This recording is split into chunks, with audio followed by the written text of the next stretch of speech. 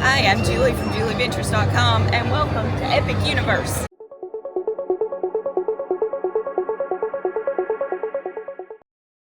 Universal's Epic Universe is a brand new theme park that opened 2 weeks prior to our trip. It is Universal's 4th park in Florida and is the largest expansion in Universal's history.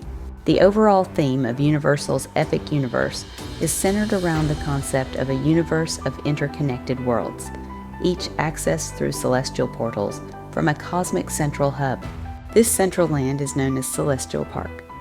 From Celestial Park, guests can access 4 themed lands, each behind massive portals.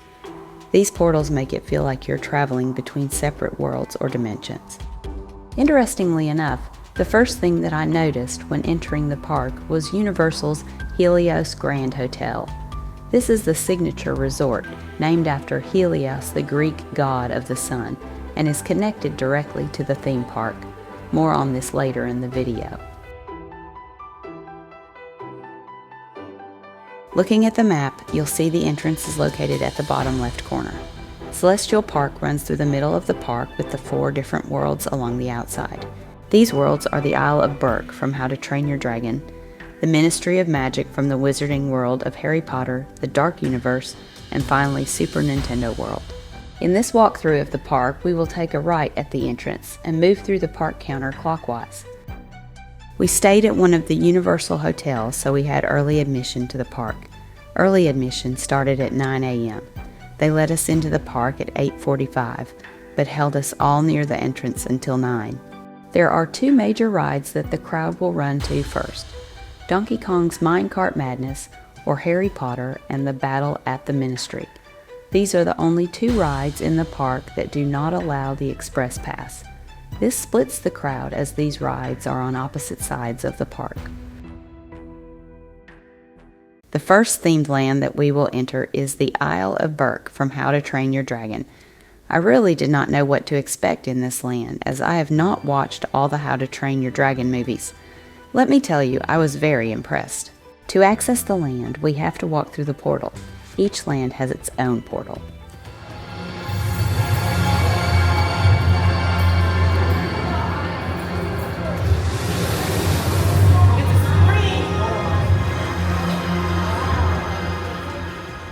This land is so cool.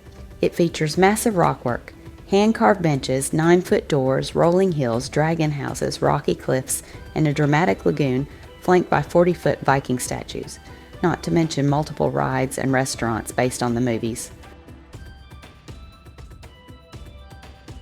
You will notice several animatronics in this land, adding to the sense of immersion, some big, some small. This is Fyre Drill and Hooligan Harbor Hideaway. The grill offers Viking fare from all across the sea.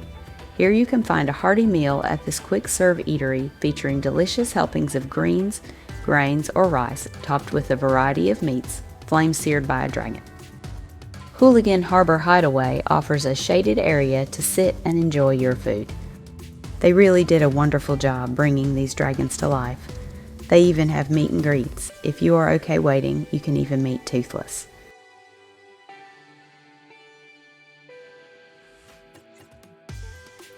There are multiple stores in this area. They carry a wide range of How to Train Your Dragon souvenirs, everything from clothing, statues, and toys.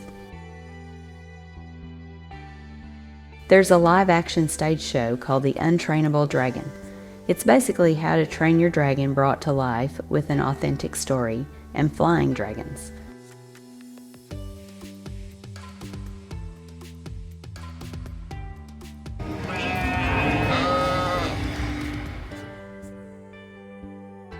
I just love the attention to detail in this world.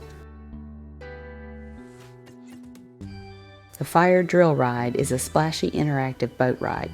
You board a Viking-style vessel with water cannons aiming to extinguish flame-style targets scattered around the lagoon. You can also soak your fellow riders in a playful water battle. It's basically a water ride and a game. Be careful observing the ride from above. They can also shoot you with water from below. One cool thing about this land is they also have characters walking around and interacting with the park guests.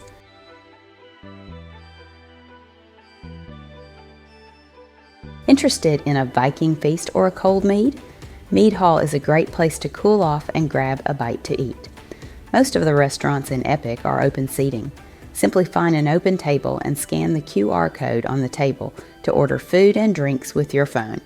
This means you need to have the app downloaded and a credit card connected to the app. Once your food is ready, they deliver it directly to your table. I'm going to say this a bunch in this video, but they did a wonderful job with the theming.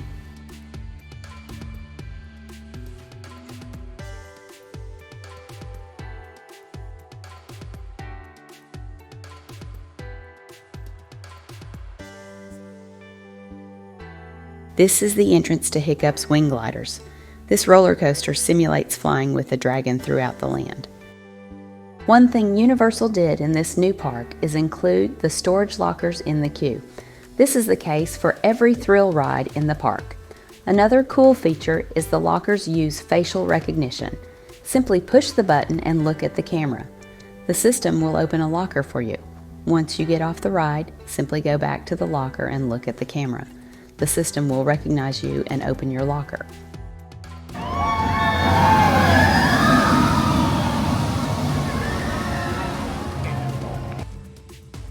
This coaster reminded me a little of Hagrid's in Islands of Adventure, but shorter and a little slower. Dragon's Racers Rally is the last ride in this land. According to Epic, it's a Viking-made dragon riding trainer.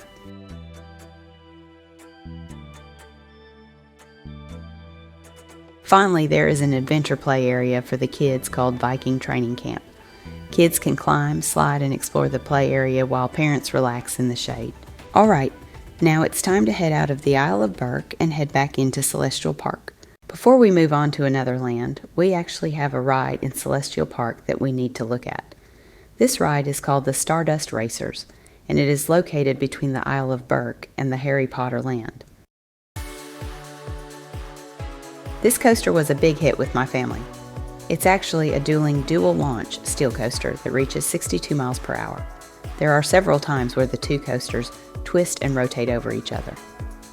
Sadly, it's hard to get a video of the backside of the coaster as it has several loops and drops.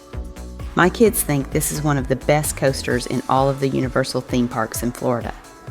Did you ride it? Tell me what you think about this coaster in the comments. Located right next to the Stardust Racers is another casual restaurant called the Meteor Astropub. This is a great place for beer enthusiasts, cocktail lovers, and burger connoisseurs. It's also a good place to escape the heat. Now it's time to venture into one of Universal's most ambitious and immersive lands yet, the new Ministry of Magic Land. It offers a groundbreaking ride, a one-of-a-kind stage show, richly themed dining and shopping, and cool items that interact with magic wands purchased at Universal.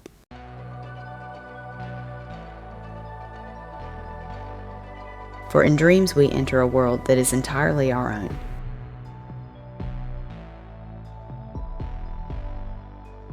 I love Diagon Alley in Universal Studios. I was skeptic to see if they could match the sense of immersion that they had with Diagon Alley. Well, I am here to tell you, not only did they match it, they blew it away. I remember the first time we went through the Escape from Gringotts queue. It was the best, most immersive queue that I had ever seen. Well, let me show you the battle at the Ministry. I have one word to describe this queue. Amazing!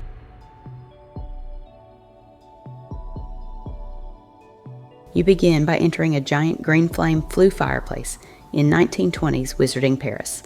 Normally there is green steam, but this was just as the park opened, and they were rushing people through the flue. Then you enter the Grand Ministry Atrium. My jaw dropped as soon as I exited the flue fireplace. The video does not do justice as to how amazing this place looks. It's a stunning full-scale lobby with soaring black tiled walls, the restored Fountain of Magical Brethren, and an enchanted ceiling simulating Ministry weather. I truly felt like I was transported in time and space directly into the movie or books. The story behind the ride is we are here to witness Dolores Umbridge's trial, which took place after Voldemort's defeat in the Second Wizarding War. Of course, this is a ride, so everything does not go as smooth as planned.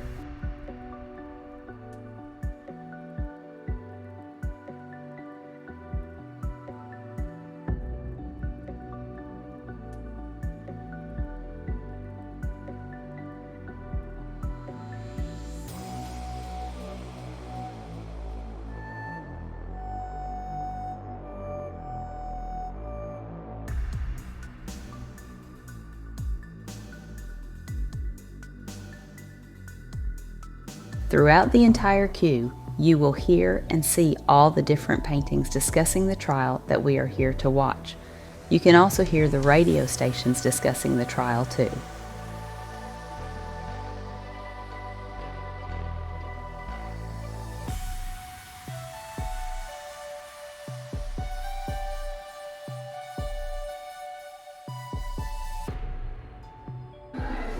Everybody is needed to be working right now. Not dreaming of having a hero miss her mind greater than anything that she did. The ride features omnidirectional lift cars. They are designed like magical elevators that move in all directions, up, down, forward, sideways.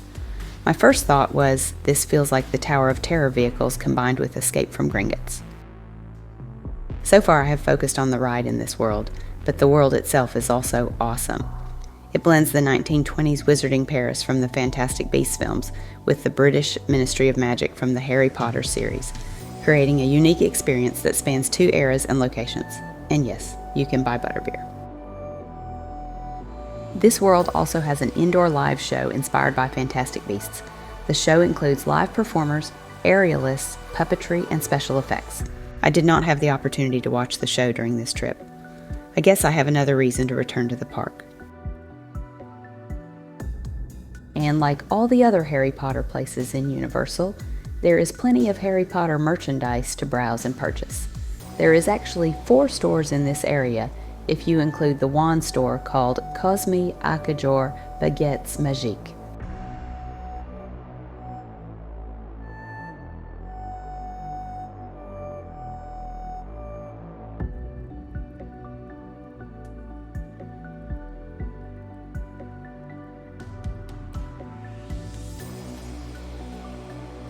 Time for a quick plug. I am a travel agent and would love to help you book your next vacation to Universal. Send me an email or fill out a form at my site.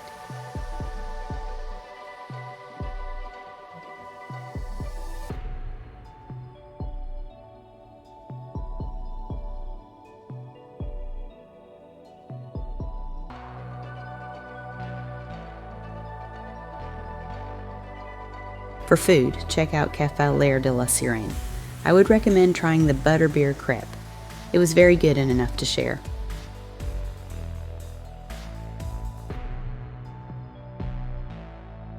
The land also adds 14 new interactive wand locations, bringing Universal Orlando's total to 44. Alright, time to make our way out of the wizarding world of Harry Potter Ministry of Magic and move on to our next world, the Dark Universe. But there are a few additional things to see on the way to the next world, starting with the Helios Grand Hotel that we saw from a distance earlier in the video. The Universal Helios Grand Hotel is located at the edge of Celestial Park, opposite of the park entrance. This new hotel offers a dedicated entrance directly into the park. According to Universal, the hotel is inspired by Helios, the Greek god of the sun. One recommendation is to visit Bar Helios, the rooftop lounge with 360-degree view of Epic Universe. One important note as of creating this video: unlike the other Universal Signature Collection hotels, Helios Grand does not include Universal Express passes for any parks. Situated near the Helios Hotel, you will also find the Blue Dragon Pan Asian Restaurant. This is a full-service restaurant with a menu celebrating Chinese, Japanese, Thai, and other Asian cuisines. Directly in front of the Helios Hotel, you will also find a small splash pad, perfect for the kiddos on a hot day. Universal has truly embraced the horror fans over the years, so the inclusion of the Dark Universe is a no-brainer. This land is dedicated to Universal's classic monsters, bringing iconic characters like Frankenstein's monster, Dracula, the Wolfman, and others to life in the shadowy village of Darkmoor.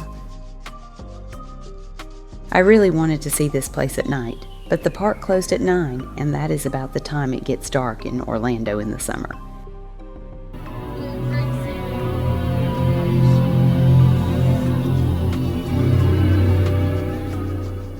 This is the Darkmoor Monster Makeup Experience. This interactive experience lets you transform into a monster with professional makeup or temporary tattoos. Options range from full monster makeovers to family-friendly designs, even for kids as young as 5.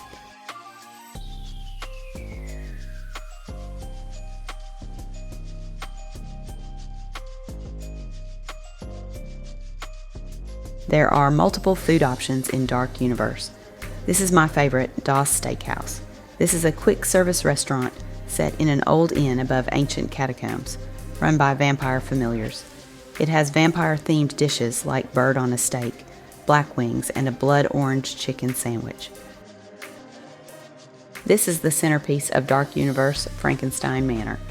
This gothic manor pulses with eerie blue energy, housing the land's flagship attraction and possibly my favorite ride in the park. Its catacombs and laboratories tie into the story of Dr. Victoria Frankenstein, Henry Frankenstein's great-granddaughter. The ride is called Monsters Unchained, the Frankenstein Experiment. The queue winds through manor halls, reception rooms, and Victoria's laboratory, with pulsing blue energy wires and nods to classic films. It's another top-notch queue created for the park. On this ride, guests venture into Frankenstein Manor's catacombs, where Dr. Victoria Frankenstein attempts to control iconic monsters. Her experiment fails when Dracula breaks free, unleashing a revolt of creatures including the Wolfman, the Mummy, the creature from the Black Lagoon, the Brides of Dracula, and others. I will say this is not your typical haunted house ride, and it might be too intense for young kids. Is to get you through this experiment in one piece. But Diego, I hear you say, where's the fun in that? I agree, you delightful freak. Sadly, Now, these people are friends. See? Like most rides, this one lets out into a gift shop where you can purchase monster-related merchandise. There is another ride in the Dark Universe called the Curse of the Werewolf. This is a family-friendly coaster based on the Wolfman. Boarding wagons, riders race through a forest, twisting and spinning to escape pursuing werewolves. The queue is nothing spectacular, but the ride is fun, albeit a little short. You actually sit back to back on this ride as the carts spin, and the ride also goes backwards.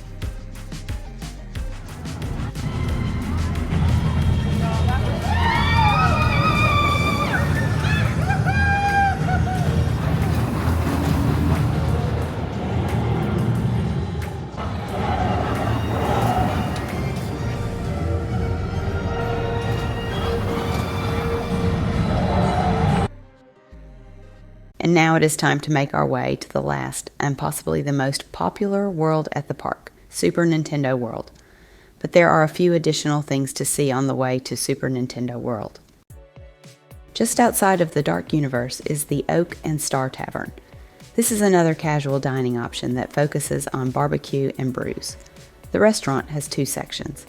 There is a relaxing dining room on the left and bar with live music on the right. It's also a great place to cool off during the hot summer months. In the center of Celestial Park, you will also find the Constellation Carousel. This is a family-friendly, celestial-themed attraction that is different from your typical carousel. Unlike traditional carousels with 2 degrees of motion, the Constellation Carousel features 4 degrees of motion. There is also a very popular pizza place called Pizza Moon. Pizza Moon offers inventive pizzas, pastas, salads, and desserts with a celestial twist, drawing inspiration from the 1902 silent film A Trip to the Moon by Georges Méliès. Alright, time to check out Super Nintendo World. This world has my favorite portal as it simulates going up a pipe to access the world, much like Mario does in Super Mario Bros. It even makes the iconic sound. Based on Nintendo's iconic video game franchises, primarily Super Mario and Donkey Kong, Epic brings the Mushroom Kingdom and Donkey Kong Country to life with vibrant, interactive environments, rides, dining, and activities. Just listen to the soundtrack of the park. It really adds an extra touch.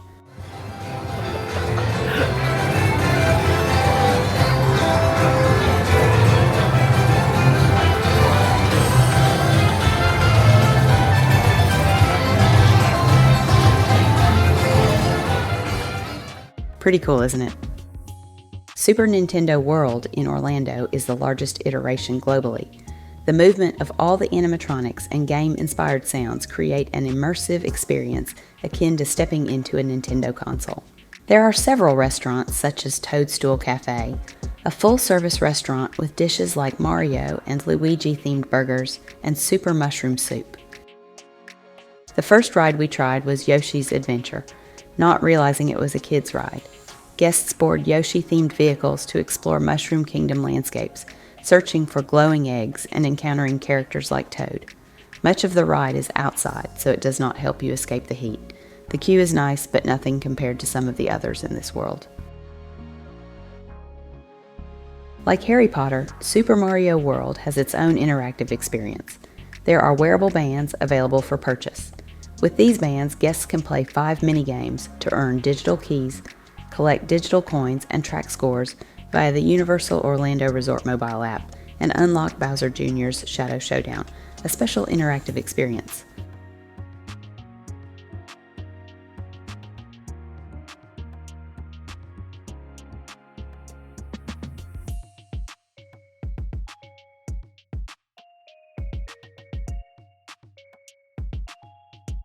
Donkey Kong Country is almost like another world within the Super Nintendo world. Everything shifts from Mario-based theming to Donkey Kong Country. You never know, you might even see Donkey Kong himself.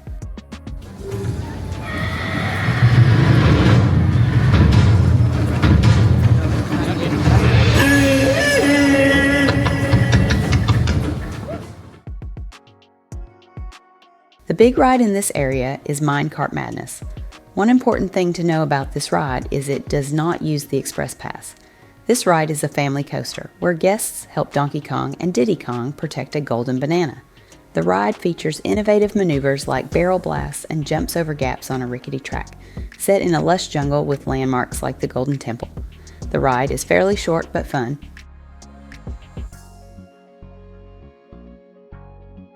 If you are looking for Nintendo-based souvenirs, you're in luck.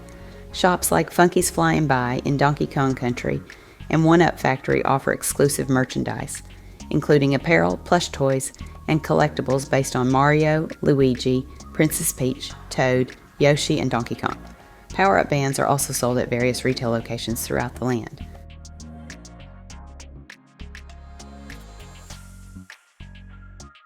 Mario Kart Bowser's Challenge was my family's favorite ride in Super Nintendo World. Like the Harry Potter ride and the Monsters Unchained ride, the queue was outstanding. When it comes to theming, Universal is really putting pressure on Disney and making the queue as much fun as the ride itself. What was your favorite queue? Let me know in the comments. This is a groundbreaking augmented reality dark ride, where guests join Team Mario to race against Team Bowser for the Golden Cup. They give you an interesting visor to wear that connects to AR goggles when you are on the ride. Using the AR goggles, riders steer through Mario Kart courses, collect coins, throw shells, and dodge obstacles. They say the ride offers multiple outcomes for varied experiences. We only rode it one time, so I cannot prove this just yet.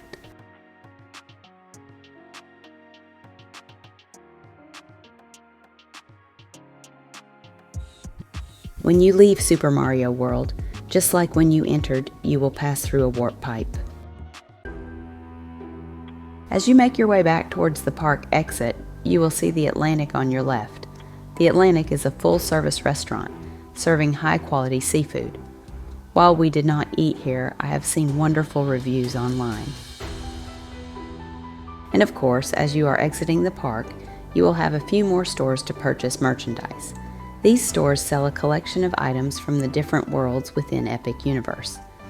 It is important to note that some items can only be purchased in these specific worlds. Alright, I hope you enjoyed my overview of the new Epic Universe. It has some wonderful rides and experiences. I say experiences as the awesome queues, combined with the rides, creates an overall experience. My family thought the Stardust Racers was the best ride, but the Harry Potter and the Battle at the Ministry was the best experience. Monsters Unchained was a very close second. Thanks for watching, and please share your feedback in the comments section.